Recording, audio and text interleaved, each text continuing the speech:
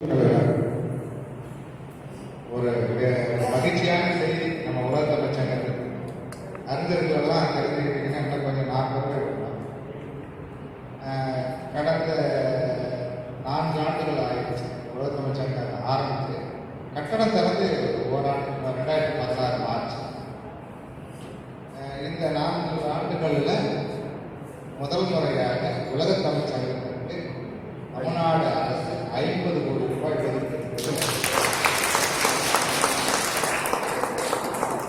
ஒரு 7-8 திங்களாக பேசிட்டு இருந்த ஒரு விஷயம் தான். இந்த 50 கோடி ரூபாய் 3 ஆண்டுகளுக்காக தமிழருடைய பண்பாட்டு அடையாளங்கள் எல்லாம் இதை தொகுத்து இதை வரிசைப்படுத்தி இங்கே உலகத் தமிழர்களெல்லாம் வந்து ஒரு குடையின் கீழ் அமர்ந்து தமிழ் வளர்ப்பதற்கான ஒரு மையப்புள்ளியாக இதை மாற்ற வேண்டும் என்பதற்காக ஒதுக்கப்பட்ட நிதி. இது வந்து தமிழ்நாடு அரசுக்கு நீங்க தமிழர்களெல்லாம் சேர்ந்து இப்படி அம்மா கல்யாணத்துக்காமா வந்துருக்கீங்க, என்னமா கல்யாண காலத்துக்கு கதை பேசுறது ஏன் இப்படி எல்லாம் நான் காலையில பார்க்கறேன். நல்லா இருக்கு, ரொம்ப சங்கடமா இருக்கேன். அங்கே தமிழ் வளர்த்தோம்னா நான் கூட மனைவி பிள்ளைகள் வீடு வாசல் எல்லாத்தையும் வடகோடி விட்டுட்டு எங்க மதுரையில் வந்த தமிழ் வளர்த்தோம். நான் தமிழ் வளர்க்க முடியாது, 12 காலமாக வளர்த்தோம். நாம என்ன பண்ண போறோம்? அதனுடைய சாயம் குறையாம இருக்கிறதுக்கு ஏதாவது வழி பண்ணணுமா? அதற்கான முயற்சிகள் தான் இதை தவிர தமிழ் வளர்த்துறோம் சொன்ன எல்லாம் நம்ம ஒரு கவிதை பாடலாம். தமிழ் வளர்த்தோம்னா கணியன் குமரனார் பாடிய ஒற்றை எதிர்ப்பியான கவிதை இன்னொரு முறை யாராவது பாடினாலும் அது எந்த நிலையிலிருந்து வேணாலும் எடுத்து வரலாம். அதுவும் பெரிய விஷயம். நீங்க கூட பாரதியை பற்றி பாடும்போது எனக்கு கூட ஒரு கவிதை வந்தது.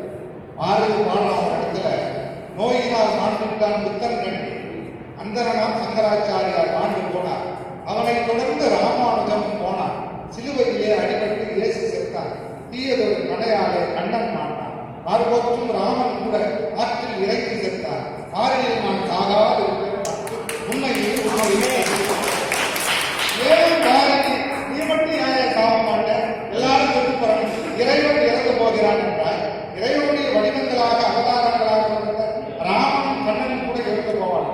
இறையை பரப்பிக் கொண்டே இருந்த ராமானுஜமும் இவெல்லாம் செத்து போவான். தனி நீதி உலகத்திற்கு தனி நீதி கொடுத்த புத்தன் கூட இறந்து போவான், நீ மட்டும் ஏன் சாக மாட்டேன் அப்படின்னு கேட்ட பாரதி சொல்றான், என் கவிதை இந்த மண்ணிலே வாழுகின்ற வரை நான் நீண்ட நெடுக்காக வாழ்கிறேன். கவிஞருக்கு மட்டும்தான் அந்த பெருமை. யாரோ வந்து கவிதை பாடி ஏன் உங்களை நான் இதை பகிர்ந்து போறேன்? எனக்காக பேசுவதற்கு என்னிடம் பேசுவதற்கு ஒரு கூட்டம் இருக்கிறது. நான் அவங்ககிட்ட போய் சொல்லியிருக்கேன், அது மாதிரி 50 கோடி ரூபாய் நாங்கள் அரசு கேட்டு வாங்கிட்டான், நீங்க எல்லாம் வாங்க நம்ம கூடி பேசுவோம், இதை போய் ஒரு பத்திரிகை செய்தி ஆகுவோம், அதன் வழியாக எனக்கு எதற்கு சிறப்பு கிடைக்குமா ஆமா அப்படின்னு நான் யோசிச்சிருக்கேன். எனக்கு அதெல்லாம் தோணவே இல்லை. நான் இவர்கிட்ட சொன்னேன், பாண்டியராஜன் சொன்னேன், நாளைக்கு கவியரங்கம் நடக்கலன்னா கவியரங்கத்தில் இதை பேசுவோம், கவிஞர்களெல்லாம் சேர்ந்து முதல்வருக்கு ஒரு பாராட்டு கிடைக்கும், அது செய்தித்தாளில் போடும்.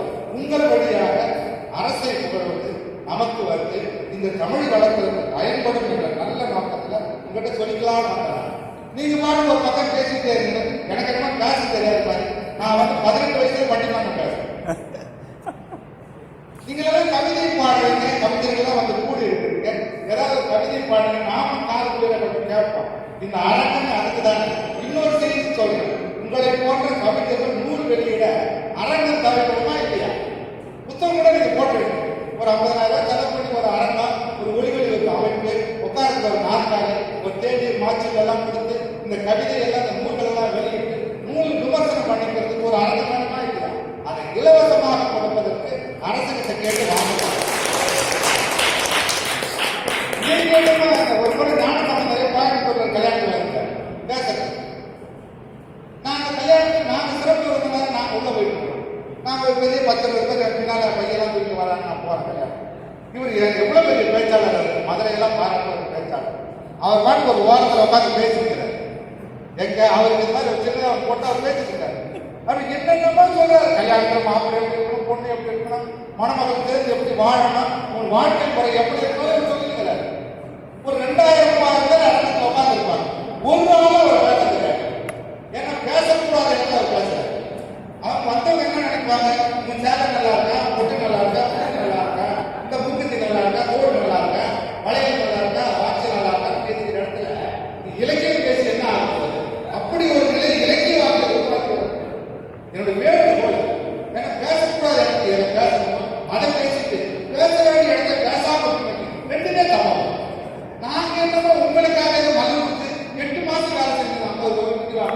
8 மாதம் தனிமனிதனாக வாழ்த்து. யாருடைய தொடர்பு யாரும் பங்கு கொடுக்காம ஒருவேளை நடக்காம போயிட்டு 8 மாதம் கூட சேர்ந்து வேலை செஞ்சு என்ன பண்ணா தேவையில்லாம வேலை செய்யறாங்க சொல்றோம். இது ஒரு வேலையா? இதுக்காக நான் 8 மாதம் நானே ஒரு கேட்ல போய் உட்காந்துட்டு இதெல்லாம் பண்ணா நல்லா இருக்கும், இதுக்குள்ள இப்படி சிலை வரணும், இங்க வந்து இது வரணும். ஒருத்தர் கேட்டா ஏதோ உருக்கமா ஒரு செய்தி சொல்லி நம்ம பார்ப்பாங்க. இதுல ஒரு ஓவியம் வரையும் நான் சொன்னேன். திருவாரூர்ல மாணிக்க வாசகர் பிறந்தார். மாணிக்க வாசகர் அது எல்லாரும் சொல்லும்போது மண் கலந்த மாணிக்க வாசகத்தை நான் கலந்து பாடுகிறார் கத்தருக்கும் சாப்பிட்டு தேன் கலந்து பால் கலந்து தீங்கு சுவை கலந்து ஊன் கலந்து உயிர் கலந்து ஓட்டாமல் இருக்கிறார். திருவாசகத்துக்கு உருகார், ஒரு வாசகத்துக்கு உருகார். ஏன் இப்படி மாணிக்க வாசகர் பற்றி பேசுறாங்க? உள்ள போய் பார்த்தா மாணிக்க வாசகர் இறைவனை பாடுவதற்காக போறாங்க. கோயில் நட சாத்தியாச்சு. இந்த கதவை தரமாட்டேன், நீ போயாடுறான் அர்ச்சகர். இல்லைன்னா நான் கதவை பார்த்து தான் போவேன். நீ எப்படி பார்க்கணும்? கதவை சாத்திட்டேன். நீ உட்கார்ந்த வாசல் உட்கார்ந்து பாடுறான் பாடு இறைவனை புகழ்ந்து பாடிட்டு இருக்கும்போது எல்லாரும் போயிட்டா. கடவுளுடைய மனைவி 2 பேர் வெளியே வந்தாங்க. ஊருக்கு எல்லாம் போயிடுச்சு. 2 பேர் வெளியே வந்தாங்க. பக்தவங்க வா மாணிக்க வாசல் அவனுக்கு என்ன வேணும்? எனக்கு ஒண்ணு வேணும், சும்மா அவங்களை பார்த்துட்டு போறேன். நீ உள்ள வெளியே வாங்க, நான் காத்து வந்தேன். சரி வந்தாச்சு, நான் கிளம்புறேன்.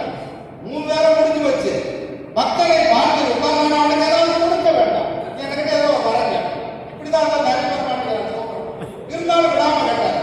கேட்கறதுல இவர் சொல்லலாம் மாணிக்க வாசகர். காலையில ஒரு பசுமாடு, நிறைவான பசுமாடு கண்ணுக்கு காத்து வயிற்று வலி அதுக்கு அது நடைய பார்த்து அந்த மாடு கேட்கிற என்ன பண்றான், வீட்டுக்குள்ளே ஒரு குச்சி கட்டு ஒரு கயிறு வச்சு கட்ட எங்க விட்டான், நீங்க எங்க போகாதீங்க அதுக்கு மேய்ச்சல் எல்லாம் வச்சு போயிருக்காங்க. இது காலையில இருந்து தவியாக தவிக்குது. அந்த கூட்டை சுத்தி வருது. இதுக்கு பிரசவம் ஆனபாடே இல்லை. காலை மதியம் ஆச்சு, மதியம் மாலை ஆச்சு, மாலை இரவாச்சு, தவியாக கண்ணை பிறக்கல. அதிகாலை 5 மணி அளவில் அந்த வெள்ளி நட்சத்திரம் பிறக்கும் போது கண்ணை போட்டுச்சு. பெரிய மாட்டுக்கு அப்புறம் அந்த கண்ணை போட்டுச்சு.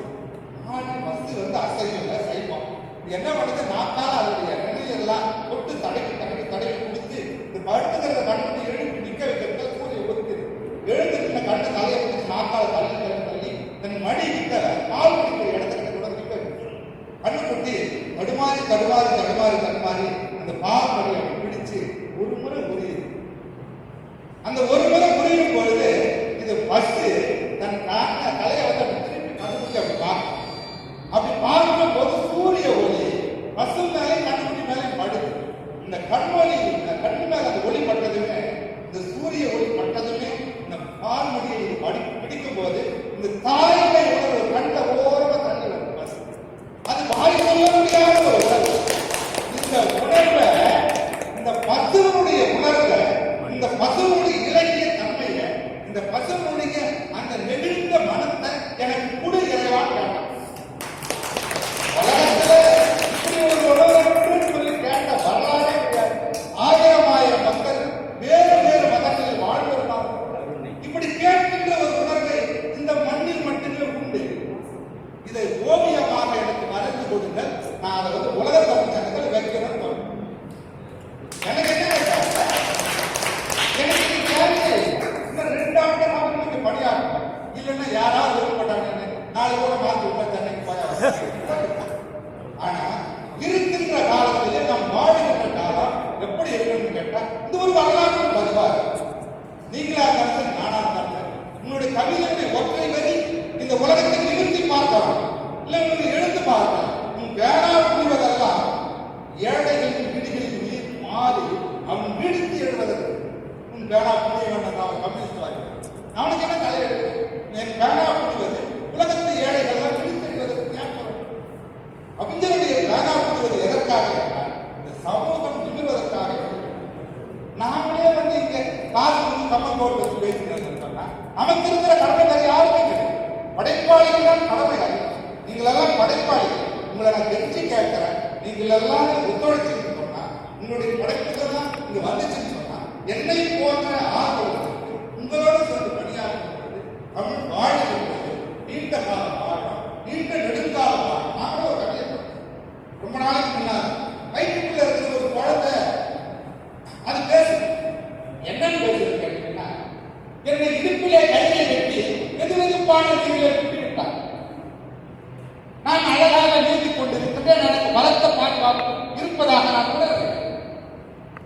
எங்கோ ஒரு ஓரக்குரல் எனக்கு அறிமுகமான குரல், அம்மா வலிக்கிறது, ஐயோ வலிக்கிறது என்று கேட்டுக்கொண்டே இருக்கு. என் கைகள் இருக்கிறது, அவள் கண்ணீரை துடைப்பதற்கு எட்டது. திடீரென்று ஒரு வண்ணம் என்னை அடித்துக் கொண்டு போனது. நான் எங்கோ முட்டிக் கொண்டேன்.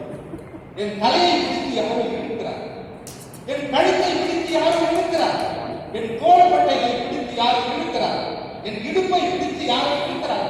இழுக்க விட்டார். வெளிச்சத்திற்கு என் மீது வீர்த்து பாய்கிறது. நான் வீரிட்டு அழுகிறேன். யாரும் என்னை துடைக்கிறார். என் இடுப்பு கையை யாரோ கட்டடித்து விட்டார். என்னை கழுவினார். ஒரு பெண்ணின் பக்கத்தில் படுக்க வைத்தார்.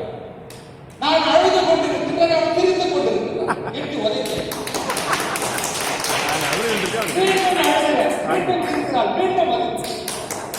மீண்டும் அழுகிறேன், மீண்டும் சிரிக்கிறாள், மீண்டும் உதைத்தேன். அவள் சொல்லுகிறான், அவன் அப்பனை என் கண்ணீருக்காக என் அழுகைக்காக சிரித்தவள் வாழ்நாளெல்லாம் ஒரு முறை கூட என் அழுகைக்காக சிரிக்கவே. நான் அழும் பொழுதெல்லாம் அவன் கைகள் என் கண்ணீரை துடைப்பதற்கு காய்ச்சல் கவிதை. அந்த ஒரு கவிதைக்காக இந்த உலகத்தில் எந்த மூலையில் வேணாலும் சொல்லுங்க, ஒவ்வொரு தாய்மைக்கும் இது புகழ்பெற்ற கவிதை. ஒவ்வொருத்தரும் தாய் அழகு அடிக்க மாட்டோம். ஏன் கவிஞருக்கு இந்த கடமை இருக்கிறது சொன்னால், உள்ளிருப்பதை கூட வைத்துவிட்டு புறமாக பார்த்து இந்த மக்கள் எல்லாம் நலம் பெற வேண்டும் என்ற நல்ல உள்ளத்தோடு எழுதுகிறோம் கவிஞர். அதனாலதான் உங்களோடு சேர்ந்து பகிர்ந்துக்கலாமா ஓடி வந்தேன். நான் கூட சொன்னது ஆர்வத்துக்கு நான் வரலாறு, ஏன்னா என்னால பொறுக்க முடியாது. ஏன்னா நம்மளால பாரதியை பற்றி பேசுகிறேன். ஏற்கனவே நம்ம பாரதியை பற்றி பேசி வச்சு வீணா போனாலும் நான் ஒருத்தன். எனக்கு யார் பாரதியை பற்றி பேசணும், யாருக்கு பாரதியை பற்றி கவலை இருக்குது, மதுரைக்காக இருக்கும்னு ஆசைப்படுறேன். இதெல்லாம் குற்றமா தான் தப்ப. எனக்கு என்னன்னா, படைப்பாளிகளுக்கெல்லாம் இந்த மண்ணிலே ஒரு நோக்கம் இருக்கு. உங்களுக்கெல்லாம் வேலை இல்லைன்னா எனக்கு வேலை இல்லை. எனக்கு கூட யாருக்கு போய் மேலே நேரத்தில் கையை போடுங்க. 2 பேருக்கு முன்னாடி இருந்து பார்த்தேன். எப்படா வர எனக்கு பண்ண வேலை இல்லை, உங்களுக்கு பண்ண வேலை. நமக்கு இதை தாண்டி ஒரு கடமை இருக்குது. அது மண்ணில் எல்லோரும் நல்ல வண்ணம் வாழ நாம் எழுதல். இந்த நோக்கத்திற்காக படைப்பாளிகள் இருக்கிறான தவிர எல்லாரும் படைப்பாளி ஆகிடுவாங்க. ஒருத்தவங்க கவிதைகள் சொல்றான், இறைவன் எப்பொழுதெல்லாம் இந்த மண்ணை காண ஆசைப்படுகிறானோ அப்பொழுதெல்லாம் தன் பூவிதழில் ஒன்று பிச்சு எறிகிறான். தன் பூவிதழில் ஒன்று பிச்சு போறான்.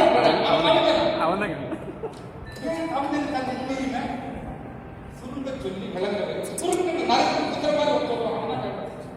நான் கூட ஒரு கவிதை பற்றி ஒரு நாளைக்கு படிக்கிற காலத்தில் இன்னும் கூட இருக்காது பொருளே தெரியல.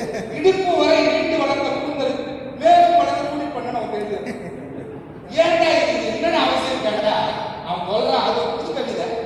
இடுப்பு வரை எப்படி போட்டான், இடுப்பு வரை நீண்டு நீண்டு நீளமா இப்படி வளர்ந்த வளர்ந்த கூந்தலுக்கு மறுபடியும் இப்படி ஒண்ணு இப்படி ஒண்ணு இப்படி ஒண்ணு போட்டுக்கிறான். முத்து பார்த்தா கூந்தலுக்கு பின்னால கடக்குவாங்கல்ல, அந்த மாதிரியா அது குறியீடுன்னு சொன்னான். யாருக்கு குறியீடு?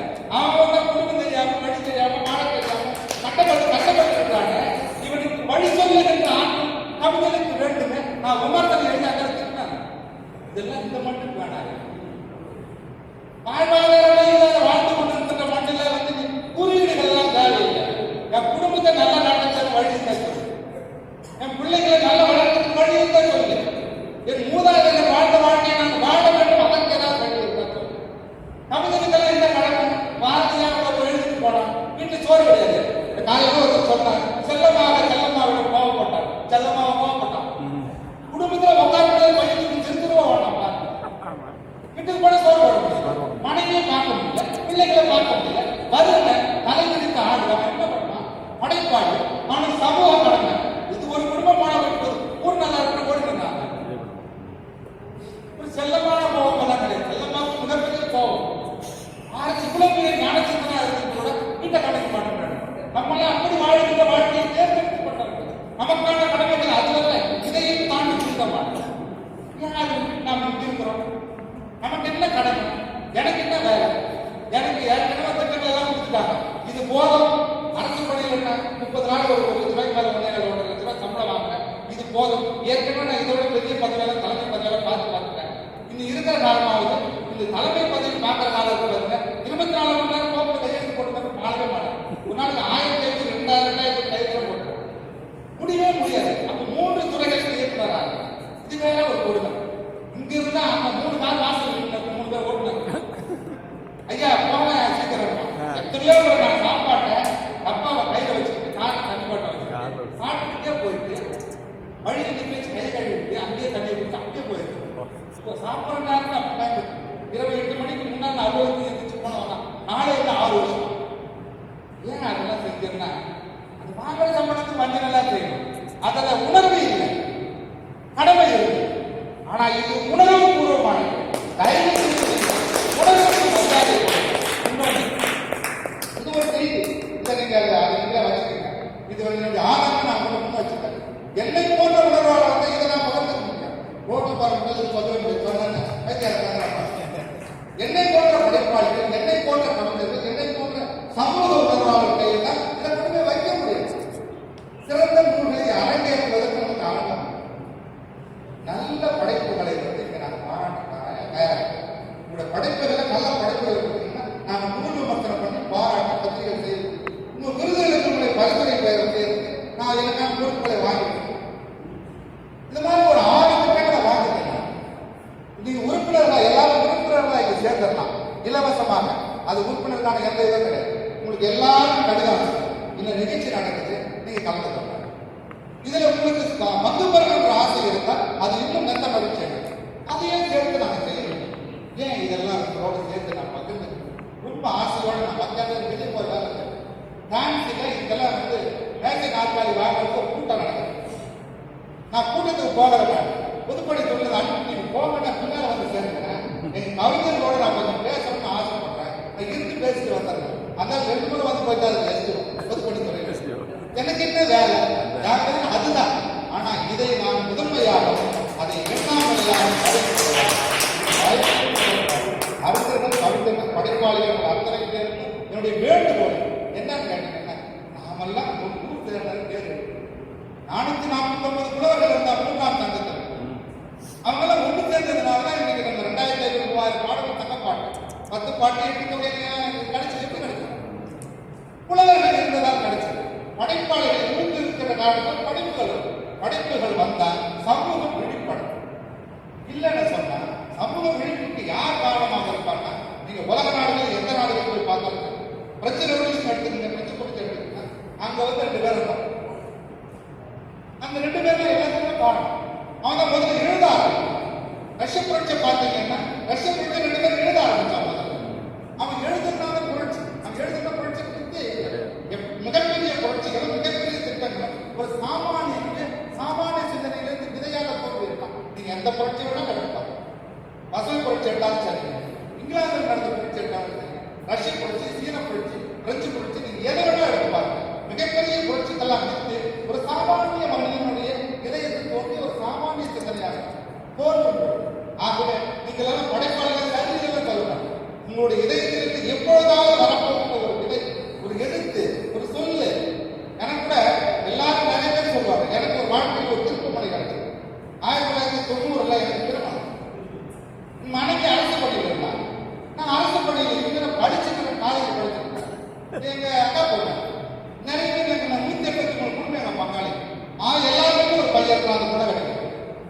என்னோட சுயவர மாதிரி ஆயிடுச்சு கடைசியில். அப்ப எங்க அப்பா என்ன சொன்னாரு, நான் எங்க மாமியார் நான் தான் அக்கா வளர்த்தேன். நான் போய் கேட்கிறேன், அவங்க இல்லைன்னு சொல்ல மாட்டேன், கொடுத்துருவாங்க போனாங்க. நடந்த சம்பவம். சரி சொல்லி எங்க அப்பா என்ன பண்ண, நீ சென்னையில் தான் இருக்க, வா போ அக்கா வீட்டுக்கு வந்து நான் வரேன். அதுக்கு முன்னாடி ஒரு சம்பவம் நான் வரமாட்டேன், கல்யாணம் வேணாம்னு சொன்னேன்.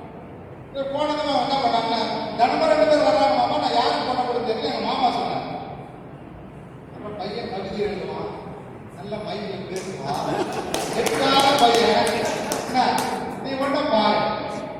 உடனே என் வீட்டுக்காரர் ஏதோ ஒரு கவிதை சொல்லுமா, அது மக்கள்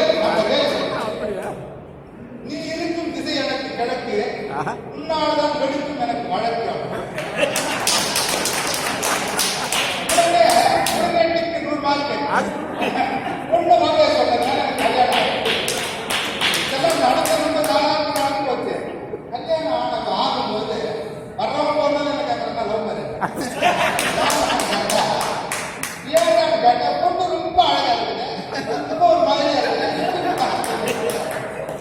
நான் சொன்னேன், நான் படித்த தமிழ் அடடா 180 குடும்பத்திற்கு நான் வெற்றி பெற்றுட்டேன். ஊருக்கு போன தலைவருக்கு போறோம். எல்லாரும் உத்தியோகம் பார்க்கணும், நான் மட்டும் படிச்சிருக்கேன். எனக்கு தான் பண்ணேன். என்னன்னு கேட்டீங்க, என் தமிழ் எனக்கு கிடைத்து கொடுத்த பெருமை. ஆகவே அண்ணன் நினைத்து கொண்டேன், வாழ்நாள் கொடுத்த தமிழன் ஏதோ நீங்க 1000 கொடுத்து நம்ம உணவுக்காக போட்டி வித்தல கூட்டிக்கலாம். தெலுங்குல ஒரு பழமொழி, போட்டி வித்தல கூட்டி கோடி வித்தைகள் செய்து வைத்திருக்காங்க. ஆனா மனம் நிறைவடைவதற்கு மூளை தவிர, படைப்பை தவிர, கவிதையை தவிர படைப்பாளிகளுக்கே செம்மையாக இருந்தால் சமூகம் நிம்மதியாக. ஆகவே உங்களுக்கான திட்டங்களை நான் உங்கள்கிட்ட சொல்லிட்டேன். நீங்க யார் வேணாலும் எழுதுங்க, அனுப்புங்க. இல்லைன்னாலும் பரவாயில்ல, நான் வந்து எழுதுறேன். நன்றி, வணக்கம்.